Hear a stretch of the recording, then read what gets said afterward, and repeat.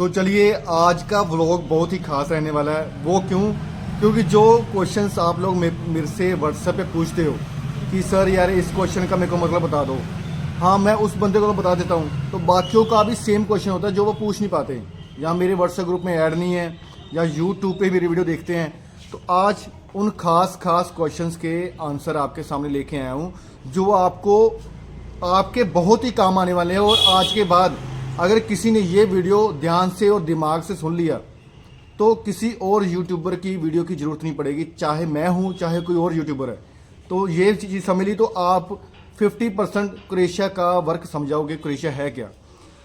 तो इसमें जो इम्पोर्टेंट 10 क्वेश्चन है जो आपके दिमाग में हर टाइम घूमते रहते हैं वो क्या है कि पहला आपका जो मेन क्वेश्चन है, क्या सर क्रोएशिया में मेडिकल होता है? इसका भी मैं जवाब दूंगा। दूसरा क्वेश्चन, क्या सर एयरपोर्ट पे कौन कौन से डॉक्यूमेंट चाहिए? जब आपका वीज़ा लग जाता है, जब आपकी टिकट हो जाती है तो आप पूछते हो कि कौन कौन से डॉक्यूमेंट आपको एयरपोर्ट पे चाहिए। थर्ड क्वेश्चन है कि क्रोएशिया वीएफएस में इंटरव्यू होता है। ये 30 से 40% लोगों के दिमाग में घूमता है। पता क्यों? क्योंकि एजेंट्स उनके दिमाग में डालते हैं। क्यों? क्योंकि एजेंट्स को खुद ही नहीं पता क्रोएशिया है क्या। कम से कम 40% अगर लोग काम कर रहे हैं ना, मतलब 100 में से 40% लोगों को क्रोएशिया के बारे में नॉलेज नहीं है, वो आगे से ही काम करवाते हैं। वो भूल जाओ क्रोएशिया के बारे में नॉलेज, वो फाइल पकड़ते हैं किसी और को दे देते हैं। नेक्स्ट क्वेश्चन रहता है, वीएफएस हमें दिल्ली में करवाना चाहिए या मुंबई में या हैदराबाद में? इसका भी मैं जवाब दूंगा। पूरे व्लॉग के साथ जुड़े रहो। अगर व्लॉग के साथ जुड़े रहोगे तो इतना एक्यूरेट क्वेश्चन के आंसर दूंगा ना कि किसी और से जानकारी इकट्ठा करने की जरूरत नहीं है। आप आधा क्रोएशिया तो खुद ही समझ आओगे। और पांचवें क्वेश्चन की बात करो तो आपका दिमाग में ये रहता है कि वीएफएस में कौन कौन से डॉक्यूमेंट्स लगते हैं। अगर आपकी वीएफएस बायोमेट्रिक्स है तो कौन कौन से डॉक्यूमेंट इंपॉर्टेंट है वो चाहिए। छठा क्वेश्चन है, नॉर्मल में बायोमेट्रिक करवानी चाहिए, नॉर्मल में वीएफएस करवानी चाहिए या प्रीमियम में करवानी चाहिए और उसका फायदा क्या है। सातवां क्वेश्चन है, क्या डॉक्यूमेंट में कॉन्ट्रैक्ट लेटर और अकोमोडेशन लेटर चाहिए वर्क परमिट के साथ? ये भी आपका बहुत इंपॉर्टेंट क्वेश्चन है। और आठवां क्वेश्चन है, वीज़ा रिजल्ट कितने से कितने समय में आ जाता है? कि अगर आपकी बायोमेट्रिक आज होगी, आज के दिन आपकी बायोमेट्रिक होगी 24 तारीख को, तो कितने दिन में आपका वीज़ा लग सकता है और कितना हाईएस्ट दिन पे जा सकता है कि कितने दिन के बाद आपका वीज़ा लग सकता है कि अगर 100 दिन 120 दिन होता है तो 9वां क्वेश्चन है, पीसीसी। ये बहुत इंपॉर्टेंट क्वेश्चन है कि सभी के दिमाग में ये रहता है कि पीसीसी जो बनाते हैं हम वो एसपी ऑफिस वाली बनाएं या पासपोर्ट ऑफिस वाली बनाएं। तो ये भी क्वेश्चन बहुत इंपॉर्टेंट है। और 10वां क्वेश्चन, क्या हमें ट्रैवल इंश्योरेंस कितने समय में लगानी चाहिए? 1 मंथ के लिए लगानी चाहिए, 2 मंथ के लिए या 3 मंथ के लिए लगानी चाहिए? तो आज इन 10 क्वेश्चंस के आंसर आपको बिल्कुल एक्यूरेट दूंगा। बस आपका इतना काम है, अगर मैं मेहनत कर रहा हूं आप भी मेहनत करो, बस इतनी कि आपका ये कान और आपका ये दिमाग खुला रहे। बस बोलना नहीं है, सुनना है बस, ठीक है। अगर वीडियो अच्छी लगती है तो कमेंट नहीं रुकने चाहिए, लाइक नहीं रुकनी चाहिए, शेयर सब्सक्राइब नहीं रुकने चाहिए, ठीक है। तो सबसे पहला क्वेश्चन है, क्या क्रोएशिया में मेडिकल होता है क्या?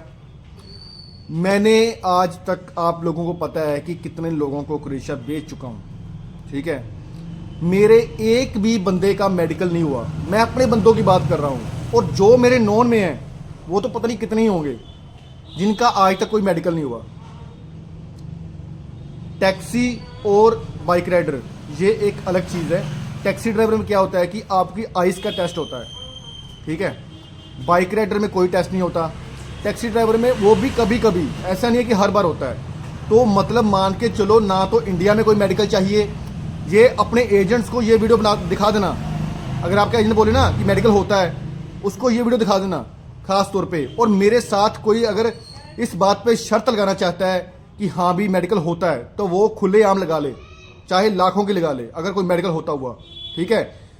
एजेंट्स के चक्कर में मत पड़ो, आप खुद एजेंट बनो। मेडिकल नहीं होता भाई साहब, कोई मेडिकल नहीं होता। मेडिकल किसको कहते हैं आपको पता है? जो पूरी बॉडी का मेडिकल होता है, कि आपके कोई कैंसर तो नहीं है, HIV एड्स तो नहीं है, कुछ ऐसा वैसा सिस्टम तो नहीं है, उसको कहते हैं मेडिकल। जो चेस्ट में कोई अपना ऐसा है कि आपको सांस फूलती है चलने में, या दिमाग में कोई ट्यूमर तो नहीं है, या कोई लंग कैंसर तो नहीं है, लीवर कोई कैंसर तो नहीं है, मतलब इस चीज़ का होता है भाई साहब। ये तो पहले क्वेश्चन का मैंने आंसर दे दिया। दूसरा क्वेश्चन है एयरपोर्ट पे कौन कौन से डॉक्यूमेंट चाहिए। देखो पहली बात तो वर्क परमिट लगेगा, कॉन्ट्रैक्ट लेटर लगेगा, अकोमोडेशन लेटर लगाना है तो ठीक है, कोई बात नहीं। ट्रैवल आर्मर वो लेके जाना है जो आपने वीएफएस में लगाया है, वही लेके जाना, कोई ट्रैवल इंश्योरेंस की जरूरत नहीं है। टिकट हो गई, पासपोर्ट हो गया, और 10 पासपोर्ट साइज फोटोज हो गई, 35x45, 80% face, white background, no border line, ये चाहिए बस। यही डॉक्यूमेंट चाहिए और कोई डॉक्यूमेंट नहीं चाहिए, किसी के ऐसे झंझट में पड़ने की जरूरत नहीं है। थर्ड क्वेश्चन है क्रोएशिया वीएफएस में इंटरव्यू होता है? कभी नहीं होता भाई, ये तो भूल ही जाओ। अगर किसी का कोई कहता है मेरा इंटरव्यू हुआ है तो मेरे से फेस टू फेस बात कर ले। आज तक किसी बंदे को कोई इंटरव्यू नहीं हुआ क्रोएशिया वीएफएस में, ये सिर्फ क्रोएशिया की बात कर रहा हूँ। चौथे क्वेश्चन है वीएफएस हमें दिल्ली में करवाना चाहिए या मुंबई में या हैदराबाद में या बेंगलोर में या कलकत्ता में? देखो वो बहुत लोगों के क्वेश्चन है, ये क्वेश्चन मुझसे बार बार पूछा गया, ठीक है। देखो भाई सीधी सी बात है, अगर आपका कॉन्ट्रैक्ट लेटर सही है, उसमें सैलरी मेंशन सही तरीके से किया हुआ है, वर्क परमिट सही है, एम्प्लॉयर सही है, दुनिया में चाहे पाताल लोक में भी करवा लो वीएफएस, तब भी वीज़ा लगेगा, ठीक है। दिल्ली छोड़ो, हाँ मेरे को इतना है कि जो आपके पास में पड़ता है, जैसे नॉर्थ वालों को दिल्ली में पास में पड़ता है, साउथ वालों को मुंबई भी, बेंगलोर भी, कलकत्ता पास में पड़ता है, तो वहीं पे करवाओ ना, इतना दूर जाने की क्या ज़रूरत है यार। तो छोड़ो वो चीज़ें, जिसको जहाँ पास पड़ता है वहीं करवा ले, कोई दिक्कत वाली बात नहीं है, ठीक है। आपका भाई संधू बैठा हुआ है, कोई दिक्कत होगी तो हम संभाल लेंगे। तो पांचवा क्वेश्चन है वीएफएस में कौन कौन से डॉक्यूमेंट्स लगते हैं जब आपकी बायोमेट्रिक होती है। बायोमेट्रिक चलो आपने ले ली दिल्ली की या मुंबई की, तो कौन कौन से डॉक्यूमेंट लगते हैं, जरूरी कौन कौन से हैं? देखो work permit, contract letter, accommodation letter, ठीक है, ये 3 तो लगने ही लगने हैं, ठीक है। चौथी, ये तो आपके एजेंट ने आगे से भेजने हैं, तो चौथा डॉक्यूमेंट हो गया डी वीज़ा फॉर्म। फिर हो गया 5वां ट्रैवल इंश्योरेंस, ट्रैवल आर्मर, ठीक है। छठा हो गया कवर लेटर, 7वां हो गया कोरियर फॉर्म, ठीक है। D visa form, travel insurance, dummy ticket, cover letter, courier form, ठीक है। ये 5 डॉक्यूमेंट हो गए। 3 डॉक्यूमेंट आपके उधर से आ जाने हैं। 4 फोटोस हो गई जो मैंने बताया एम्बेसी यूज़ के लिए होती है, 35x45, ठीक है। पासपोर्ट हो गया, बस अंदर जाओ वीएफएस करवा के बाहर आओ, बस यही डॉक्यूमेंट है। तो बाकी कई बंदों का क्वेश्चन ये होता है कि जो वीएफएस है वो नॉर्मल में करवानी चाहिए या प्रीमियम में करवानी चाहिए। देखो भाई साहब, अगर आपके फादर साहब ने बहुत सारा पैसा कमाया हुआ है, ठीक है, तो आप फिर प्रीमियम में करवा लो। अगर आप मेरे जैसे हो, मेरी जैसे मिडिल क्लास फैमिली से हो, तो नॉर्मल में करवाओ। तो नॉर्मल में क्या होता है, प्रीमियम में या सिर्फ ये प्लानिंग है वीएफएस वालों की। प्रीमियम में क्या होता है कि वो कोल्ड ड्रिंक वगैरह अंदर रखी होती है, कॉफ़ी वगैरह अंदर रखी होती है, तो अच्छा बैठने का मतलब होता है कि वो खुद आपके पास आते हैं तो आपकी वीएफएस हो जाती है, ठीक है। तो मैं वो प्रेफर नहीं करता यार। 5,000 रुपये ज़्यादा ले रहे हैं सिर्फ वो कोल्ड ड्रिंक पिलाने के और कॉफ़ी पिलाने के, इतना तो आप किसी भी 5 स्टार होटल में खा लो तो बिल नहीं बनेगा। नॉर्मल में क्या फ़ीस होती है दिल्ली की, 11,700। हैदराबाद में क्या होती है, 11,900। कलकत्ता में होती है 12,700। मुंबई में होती है नॉर्मल की 14,100, ठीक है। और बस इतना ही मान के चलो, इतने ही वीएफएस में जाओ और किसी में जाने की ज़रूरत नहीं है, ठीक है। इतनी फ़ीस होती है, बाकियों का मैंने कभी करवाई नहीं, तो ये 4 का मेरे को पता है। प्रीमियम में मुंबई की 17,100 और दिल्ली की है 14,100, नहीं दिल्ली की 15,700, हैदराबाद की है 14,100, और अगर कलकत्ता की बात करो या बेंगलोर की बात करो तो वहाँ पे है 15,700, ठीक है, प्रीमियम की जो फीस है। सबसे ज़्यादा मुंबई की जो प्रीमियम फीस है, सबसे ज़्यादा मुंबई की है, ठीक है।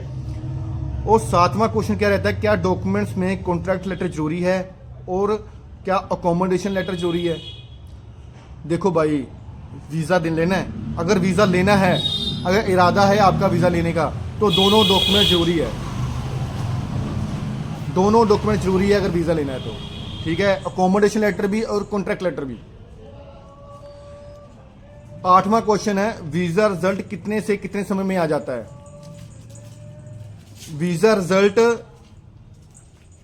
35 या 25 डेज से लेके, वैसे तो 45 टू 100 डेज में आता है, 45 से 100 दिन में आता है, बट 25 दिन से लेके, मेरे हिसाब से 25 दिन से लेके 80 और 90 दिन में वीज़ा उसी का आता है जिसका आना होता है, ठीक है। और जैसे ही वो 90 दिन क्रॉस करता है तो वैसे ही वो, बस आपको पता ही आगे। तो 9वां क्वेश्चन है, पीसीसी एसपी ऑफिस वाली बनानी चाहिए या पासपोर्ट वाली बनानी चाहिए। अगर पंजाब से बिलोंग करते हो, हरियाणा से बिलोंग करते हो तो एसपी ऑफिस वाली चलेगी। अगर किसी और स्टेट से बिलोंग करते हो तो आपको सीधा सीधा ये मालूम होना चाहिए कि पीसीसी लगेगी, पासपोर्ट ऑफिस वाली। 10वां क्वेश्चन है, ट्रैवल इंश्योरेंस कितने समय की होनी चाहिए। ट्रैवल इंश्योरेंस कितने समय की लगानी चाहिए। देखो भाई साहब, 3 मंथ कम से कम आपको ट्रैवल इंश्योरेंस लगानी चाहिए, 3 मंथ की कम से कम, ठीक है। 2 मंथ की भी मत लगाओ, 1 मंथ की भी मत लगाओ, 3 मंथ की कम से कम आपकी ट्रैवल इंश्योरेंस होनी चाहिए। और एक बोनस क्वेश्चन है, मैंने तो 10 क्वेश्चन की बात की थी, और एक बोनस क्वेश्चन है, जिनकी री बायोमेट्रिक होती है, जिनकी री बायोमेट्रिक होती है, क्या उनका वीज़ा लगता है। ये बहुत इंपॉर्टेंट क्वेश्चन है। और री बायोमेट्रिक 100 में से सिर्फ 2-3 लोगों की होती हैं। भाई देखो, मैंने तो वीज़ा लगते देखे हैं, ठीक है, री बायोमेट्रिक पे, और वीज़ा रिफ्यूज़ होते भी देखे हैं।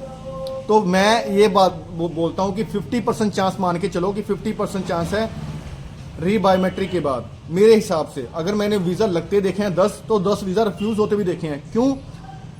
जब आपके जिस बंदे के 80 दिन पूरे हो गए, उसकी री बायोमेट्रिक आ रही है, तो वीज़ा चांस कम से कम 50% रह जाता है। हाँ, जिसकी री बायोमेट्रिक 30 से 50 दिन में आ रही है, उसका वीज़ा का चांस 90% ही रहता है। तो क्या है कि वीज़ा चांस उसका ज़्यादा है जिसकी समय रहते री बायोमेट्रिक आ जाती है। जिसका हो ही 80-90 दिन गया, उसका तो क्या ही होगा भाई। तो ये आज का मेरा नया ब्लॉग था। कुछ बातें आपके पल्ले पड़ गई होगी, बहुत ध्यान से समझाया है।